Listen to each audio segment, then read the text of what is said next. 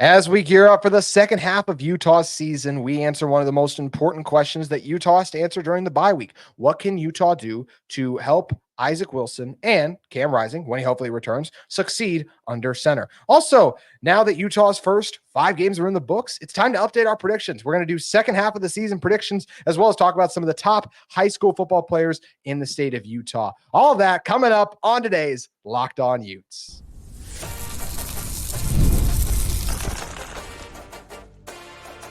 You are Locked On Utes, your daily podcast on the Utah Utes. Part of the Locked On Podcast Network, your team every day. Hello, everyone, and thank you for making Locked On Utes your first listen and view of the day. We are part of the Locked On Podcast Network and available wherever you get your podcasts, as well as on YouTube.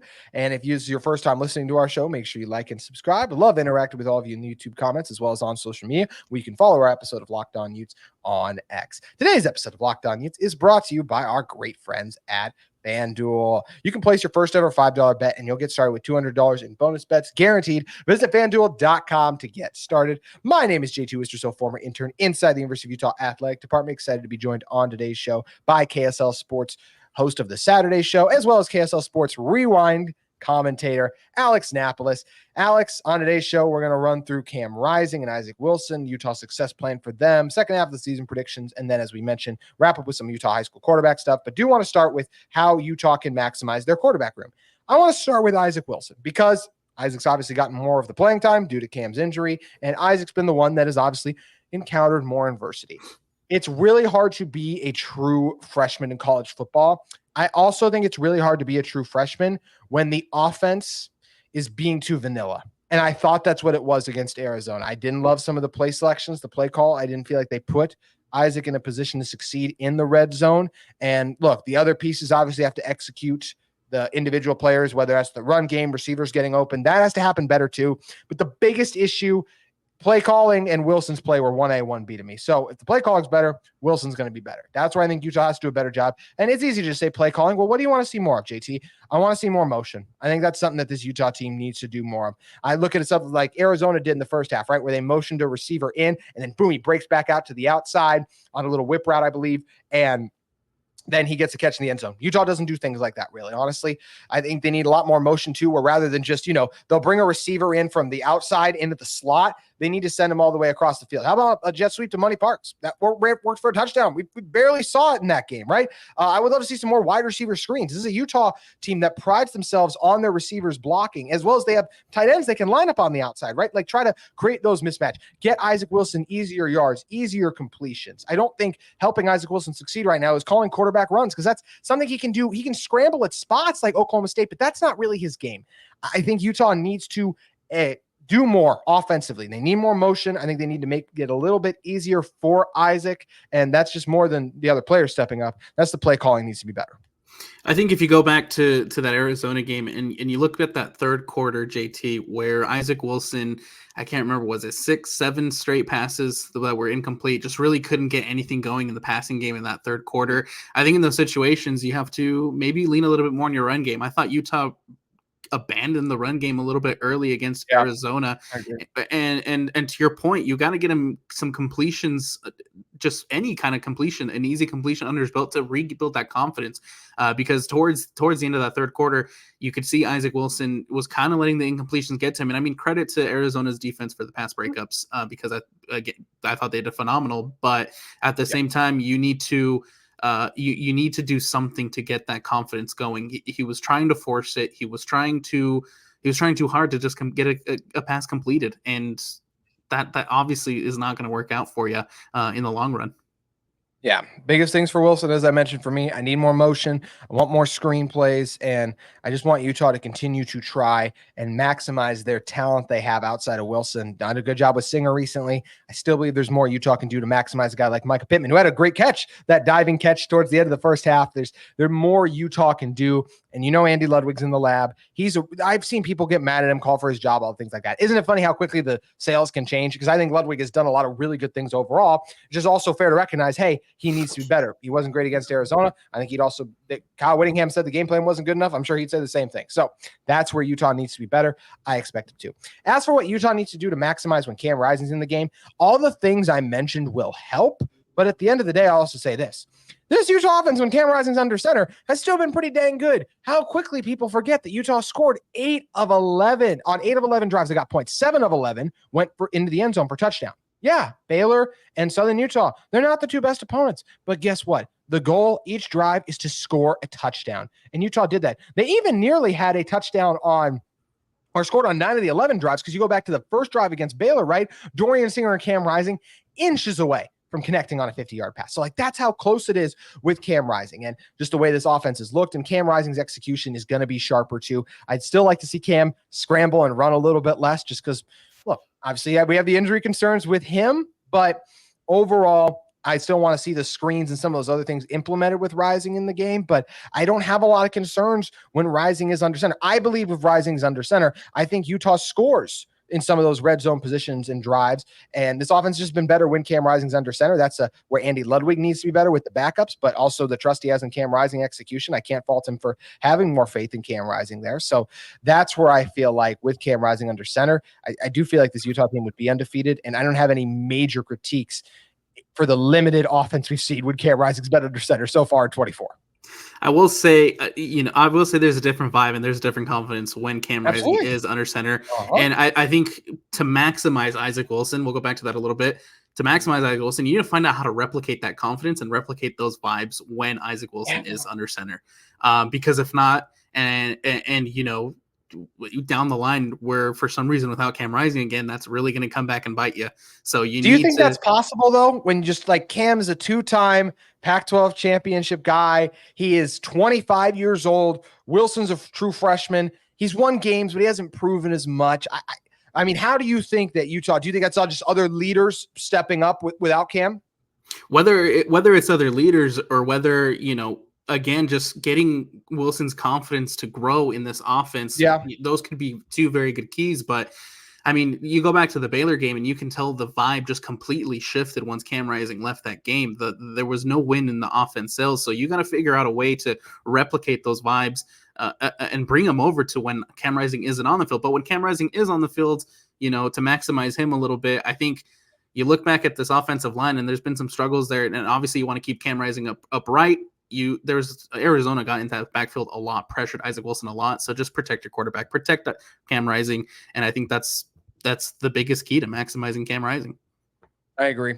And I expect this offensive line that's continued to improve will do a good job of that.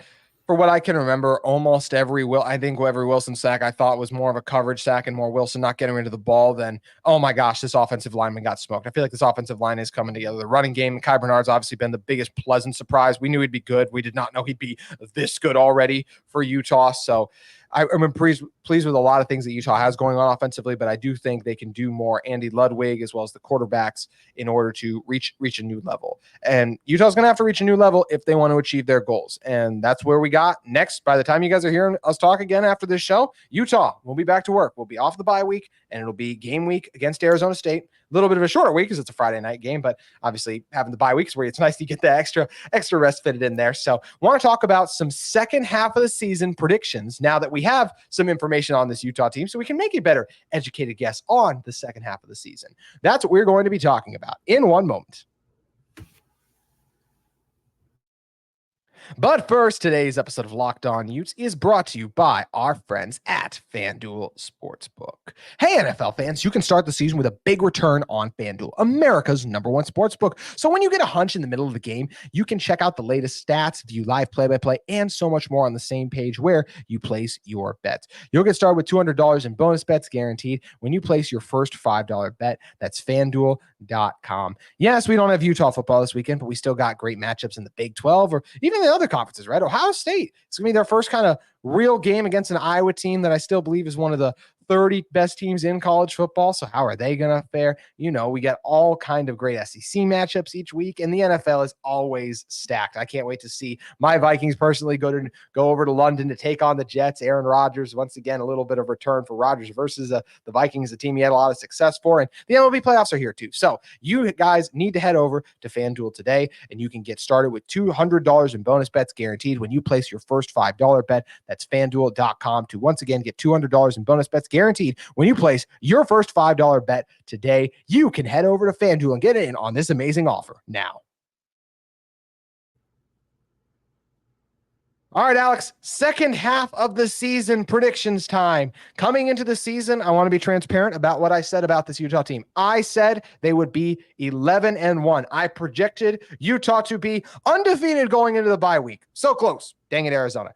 But this Utah team now, they've gotten their one loss. I project them to go to 11-1. I thought that one loss would be at Colorado, and it's for reasons in part that they lost to Arizona, is because I thought that the special combination of Travis Hunter and Shedeur Sanders, their plays and the ability to make NFL-worthy throws would cost Utah. That's a little bit what happened against if Noah Fafita doesn't make some of those unreal plays. It's not a negative against the Utah defense as much as it is just like, hey, Noah Fafita made great plays. I still believe only holding this Arizona team to 23 points should have been enough to win the game had the offense done their part. So that's where now we get a chance to look at the second half predictions for this season, update them after we've gotten the information. You can always make a better estimate on predictions after you've gotten some data collection. So Alex, what was your predictions heading into the season? Heading into the season, JT, I also was on the same boat as you, man. I thought this Utah team had really, really high potential to go 11-1. I knew that there was going to be a loss in there somewhere. Little did I know that it was going to be against Arizona. But I did have them at 11-1 prior to the season started. All righty. So now let's start with some second half of the season predictions. Would love to hear from you guys below as well. Talk about the offense. What do you want to see Andy Ludwig and this Utah offense do? Do you think Cam Rising's coming back soon? Also, let us know what you think Utah's records is going to be over their final 7 games of the season. But you got to start first with that Arizona State game. That one is going to be played in Tempe at 10:30. And this is a game that I still feel good about Utah. Arizona State has gotten better, but just recently, they're coming off a bye week now. Before that, had a disappointing loss to, not a disappointing, but they lost to Texas Tech, right? Even against Texas State, they beat them 31-28. So I just do not feel like this team is a juggernaut. I don't think they're on Utah's level. I don't know if Cam Rising's going to play. This team doesn't lose back-to-back games. That's not really Utah's MO. I think they're getting it done against the Sun Devils. While the Sun Devils have improved a lot since maybe where they were 2 years ago, maybe even last year, I think Dillingham's done a phenomenal job with Arizona State. However, Utah's going to come in a little mad. I think Utah's going to be a little upset about how that Arizona game went. And even with or without Cam Rising, I do like Utah's chances going down to Arizona State and walking away with a positive result. Now you get TCU. TCU will come out to Salt Lake City. What do you know about this TCU team? They can score a lot of points. You look at some of their games, right? Scored 34 against Stanford, against Long Island 45, against UCF 34, against SMU 42, against Kansas 38, which, by the way, I still can't believe the fall off that's happened to Kansas. It's just wild from the Big 12 contender they were supposed to be to see what they've kind of succumbed to now. But Utah doesn't get Kansas on their schedule, unfortunately. So what do we know about this TCU team? High-powered offense, defense ain't there. They lost the game to SMU because they allowed 66 points. Lost the game to UCF because they scored 35. They allowed the Knights to score 35 points. I believe TCU is capable of making some plays, putting up some points, but I don't see Utah also losing 2 consecutive games at home. I know there's the break in between. I think this Rice Eccles crowd is going to be rock and rolling. This Utah defense will lock in. Hoover's done a nice job there. He is not Fafita. I like Utah to win against TCU as well.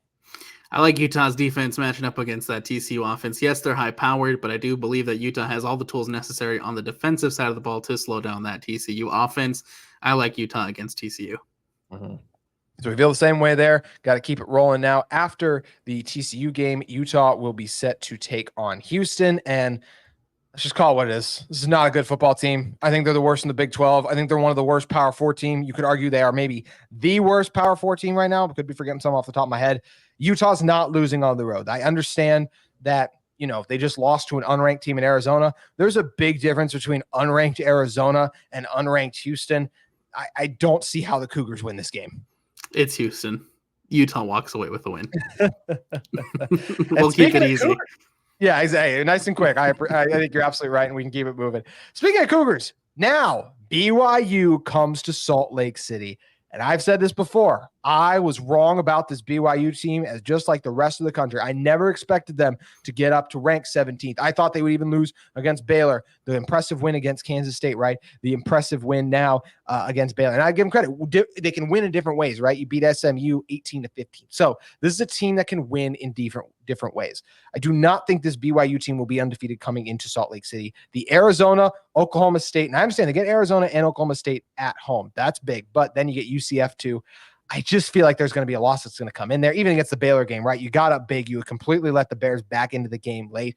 I think BYU is still a really good team. I don't know if they'll end the year as a top 25 team. Very well could. But I don't think Utah's losing 2 games in a row to BYU when you go back to the rivalry.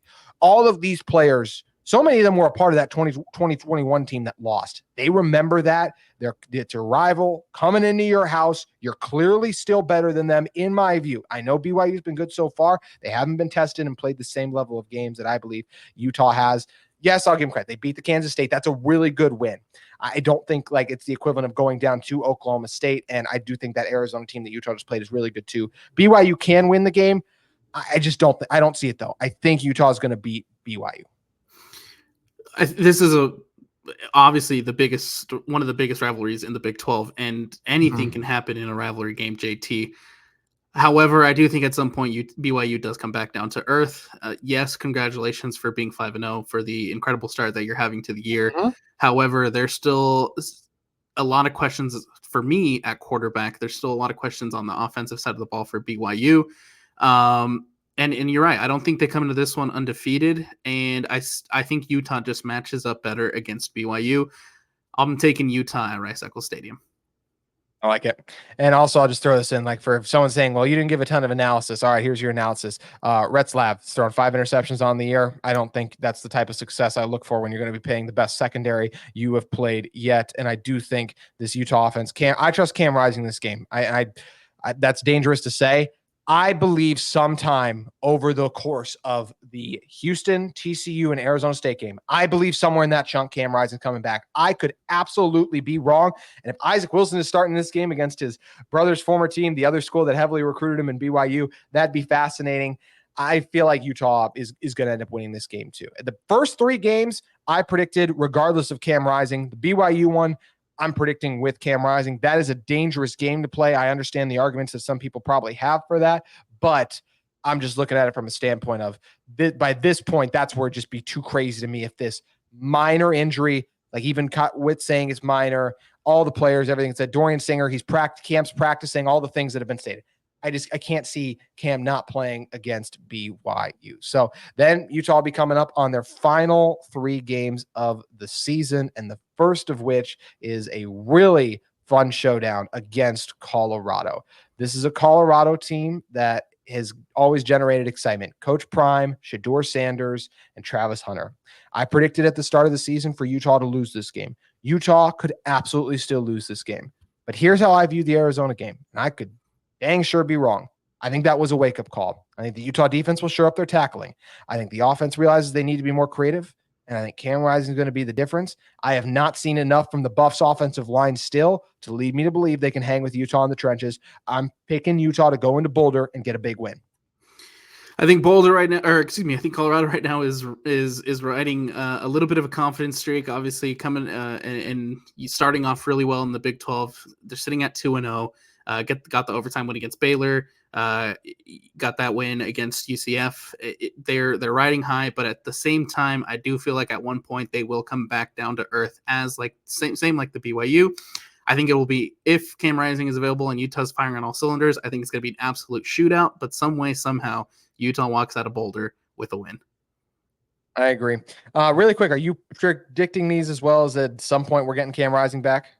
Yes. Yeah, I agree. I just feel like I said, it's different. If it was a lower body, it's good to clarify. Nervous. I'd be nervous, but there's still a chance just because it's Cam Rising. I get it. I'm not going to,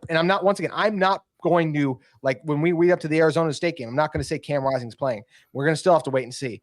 I just have a really hard to believe that literally 4 weeks from the time you and I are recording this podcast, that Cam Rising will not be back under center for Utah. And we'll see how it plays out. So now we got 2 games left to predict on Utah's schedule. The first of which of those games comes against Iowa State. This Cyclones team, they're good. They're the highest ranked team in the Big 12 right now. I've been very impressed with what they can do. Rocco Beck, Matt Campbell, they got this thing rolling.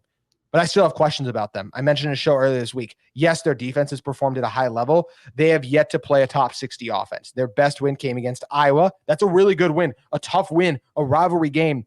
But I'm still going to have questions about your defense when you beat Iowa. And I think it's fair to have questions. This is an Iowa State team that was messing around with North Dakota earlier in the year. Like, Iowa State is really good. They are capable of winning in Salt Lake City. But this is, to me, where Utah, after beating BYU, after beating Colorado, they will have hit their stride, hit their go. And I don't see you. Yes, Utah lost 1 game at home already this year. I talked a lot about Utah's home record.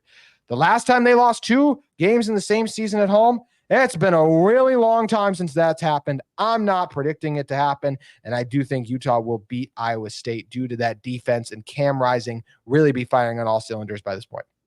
Even last year when Utah really struggled, they still managed to have a phenomenal record at home. Yes. They didn't lose 2. They did lose to Oregon, but they did not lose 2. Top 5 team. I can't see Utah losing 2 games at home this year. Iowa State, I think, is going to be incredibly competitive. I really like their defense, JT, but Utah at home, they don't lose.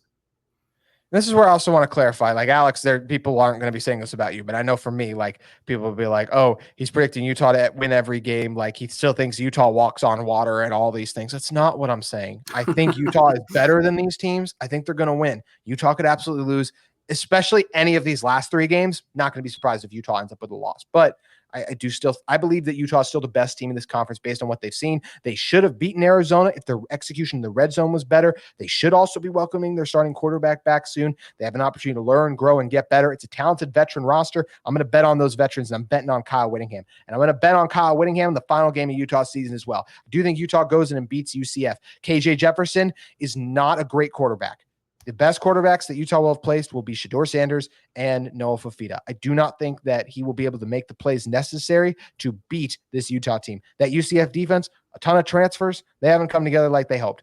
14-point favorite against Colorado. And you let the Buffs go in and get a massive win, what I believe is the best of Coach Prime's career, honestly. So I don't see with this UCF team, with Utah looking at an opportunity to punch their ticket, because a 1-loss Utah team in Big 12 play is still getting into the Big 12 championship game. There's going to be too many other teams that lose multiple games. They're not letting this one against the Knights slip through their fingers. I'm picking Utah to finish 11-1 in the regular season. And JT, I'm right there with you. I think that they go down. I think that they go down to Central Florida, and I don't know.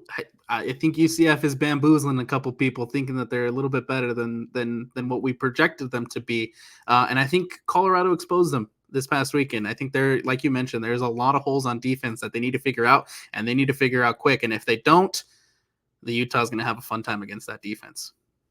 Someone might be listening to this also and say, have you learned nothing? You just talked about, JT, about the data you had to change your prediction after saying Utah's going to go 11-1. I'm biased, and guess what? I am stubborn. So I still believe this Utah team is going to go 11-1. I still believe they're going to be the Big 12 champs, and I'm still picking Utah to win a game in the college football playoff. I'm not backing off it. If you go back and listen to my preseason prediction, I mentioned that Colorado loss. I wasn't super confident in that Colorado loss because I just felt like I had to find a loss for Utah because it's just so hard in college football to go undefeated. Utah suffered that loss. They could absolutely lose more games, but I still believe in this team, especially after watching the game back. I still believe if you play that Arizona game again, even with Wilson under center, the outcomes could have been so different with a different game plan had Utah used. So I still like this Utah team to achieve big things this year, Alex.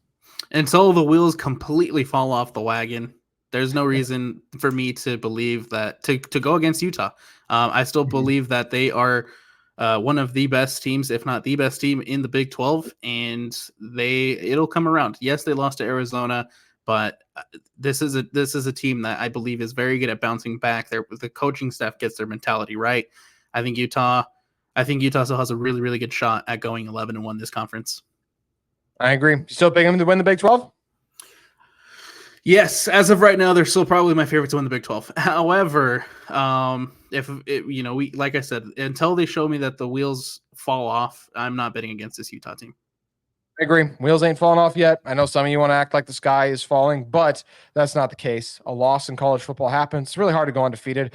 Probably only going to be one or two teams that does it this season. One of those ain't going to be Utah anymore, but this schedule still not too daunting of a task. Utah's still set up for success, I truly believe. And they can still lose one other game and definitely be in the Big 12 conference title game, because I expect there to be lots of 3-loss teams. Oklahoma State already has 2 losses. They're done in the Big 12 title race, because there's no way to me they're going to win out the rest of the way. But Utah is still alive, and it'll be fun to see how they keep it rolling. Speaking of rolling, high school football season's rolling on. Want to get Alex's take on some of the top Utah high school football players that Utah needs to be eyeing, and as well as we got to talk about some news with a star quarterback in the state of Utah announcing a recruiting final three. That's what we'll be talking about in one moment.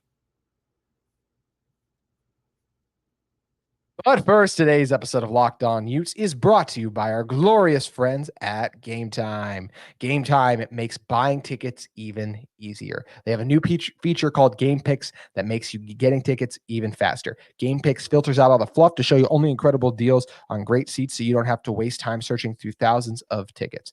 There are so many features I love with Game Time. There's super deals. How about the seat view before you buy, so you get a panoramic view from your seat? Also, that all-in pricing is a feature that shows a total upfront with no surprise fees at checkouts. And Game Time makes it easier not just for sporting events, but concerts, comedy, theater events near you. Also, that low price guarantee where Game Time will credit you 110% of the difference. And they have the most flexible customer service policy in the ticketing industry. Take the guesswork out of Game Time by buying tickets with Game Time. Download the Game Time app, create an account, and use code LOCKEDONCollege, capital LONC, as the starting letter of each word is capitalized, but there are no spaces, and the other letters in that word is capitalized. For $20 off your first purchase. Terms apply. Again, create an account and redeem code LOCKEDONCOLLEGE for $20 off. Download Game Time today. What time is it? Game time. Well, next week for Utah, not this week, but you can head over to Game Time today.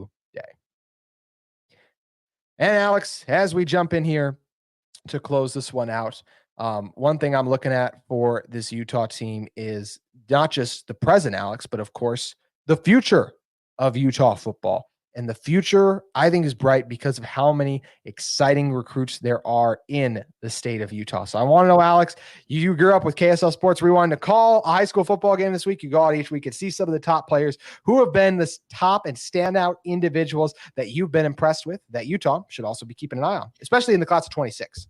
You mentioned him right at the top of the show, but Mont Mulitalo out of Lone Peak High School has been absolutely phenomenal. I think he is one of the best players in the entire state of Utah.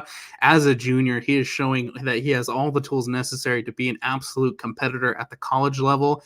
That's a guy I hope Utah really takes a run at. Someone I think that's flying under the radar that maybe not even a lot of people, not a lot of people in the state of Utah might recognize or hear or know, but Brock Harris out of Pineview in St. George plays tight end, already has 18 touchdowns on the year. He's phenomenal as well, and I think he's flying under the radar. That is someone that I hope Utah has their eyes on as well. But those two are probably my top picks. What week are we into the season? Is this 7 or 8 now, Alex? We're going to week 8. So week 8. So, I mean, I'm not the greatest at math, but that's easily over 2 touchdowns a game for Harris, which, defense is doing everything in their power to game plan around it and try to stop him too. So that is truly impressive. One thing that is not impressive as it relates to Utah, though, is unfortunately, look, Utah's already got Isaac Wilson, which is fantastic. They got Wyatt Becker. There's some good quarterbacks that are going to be coming up to the University of Utah, but there is one quarterback who, at least at the moment, is not, and that is Helaman Kasuga. He is a 4-star quarterback, class of 26, just won a state championship last year with Timpview, got the biggest upset in Utah history when they beat IMG Academy a few weeks ago. He transferred to Corner Canyon, Kasuga did, and 6'1", 210, 4-star quarterback. Actually didn't name any Utah schools to his finalist. He named A&M, Washington, and USC. Why Washington and A&M? Look, those are Big Ten SEC. There's other reasons we can say on that. Seeing USC on there, though, anytime a quarterback, and this is the same thing with a skill position player too. If you're an offensive player and you choose USC over Utah, how can I be mad? I mean, look at what USC does. They put up points. They spotlight you. Yes, Utah's won more consistently, and I believe they're set up more to win right now. But especially if you're a quarterback, all quarterbacks who play for Lincoln Riley do is win the Heisman Trophy. So I can't be mad at all for Kasuga for not listing Utah in his final group, especially if he does end up going with the Trojans with the history that Riley has with developing QBs. Absolutely. If he decides to go USC, I mean, Lincoln Riley and the success that he's had with just about any quarterback that he's had would obviously set up Kasuga in a phenomenal spot to excel.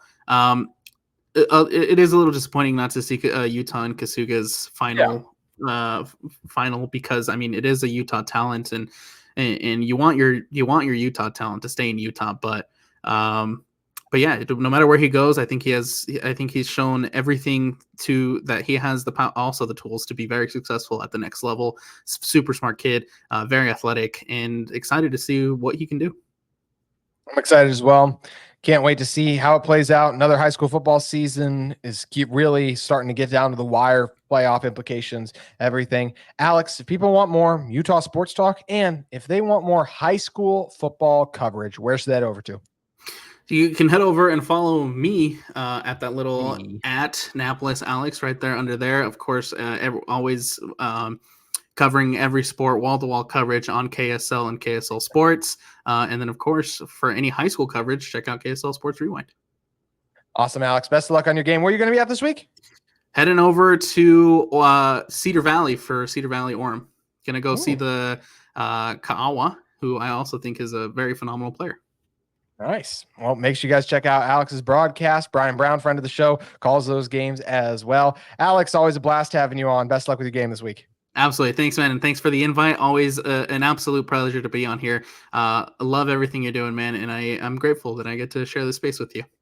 Appreciate you greatly as well, and really excited to watch you continue to crush it out in Salt Lake. So, Alex, thank you again for hopping on. That's going to do it for this week, a bye-week edition of Locked On Utes. Guess what? No weekend shows. We don't got a game. But next week, we will be back, and we will be fired up to be previewing Arizona State. I have that bad taste of a loss in my mouth, too, and I can't wait to get it out against the Sun Devils, and we will be breaking down that matchup as it draws closer on Locked On Utes. That's going to do it for today's edition of Locked On Utes and this week's. We'll see you next week. Enjoy the bye week, everyone.